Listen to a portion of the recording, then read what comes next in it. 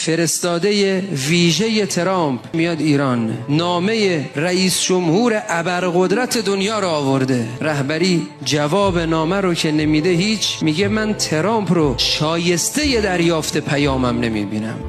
چون ترامپ را شایسته مبادله پیام هم نمیدونم. یکی از نماینده های مجلس کویت بعد از این دیدار یه توییتی میزنه، میمیسه عبیدالله ابن زیاد یک نامه‌ای به حسین ابن علی نوشته بود. عمر سعد رو مأمور کرد که این نامه رو به دست حسین بده، اما حسین نامه رو قبول نکرد. یکی از فعالان رسانه‌ای ژاپن ذیل توییت شینزو آبه که این جریان رو نوشت که رهبر ایران این نامه رو قبول نکرد، ذیلش یه جمله‌ای نوشت: رهبر ایران رشک برانگیز است، چیزی که ژاپن همیشه از داشتن آن محروم بوده است. ما امروز چنین رهبری داریم، رهبری که کوفیانان بعد از دیدار با او میگه من غنا زندگی کردم، بزرگ شدم. مطالبی که او در رابطه با تاریخ غنا و قاره آفریقا میگفت من هیچ چیشو نمیدونستم. خاطرات رهبران بزرگ دنیا رو مطالعه کردم. این شخص قلب من رو تسخیر کرد. این حرف ما که نیست، حرف دبیر کل سازمان ملله. این شخص قطعاً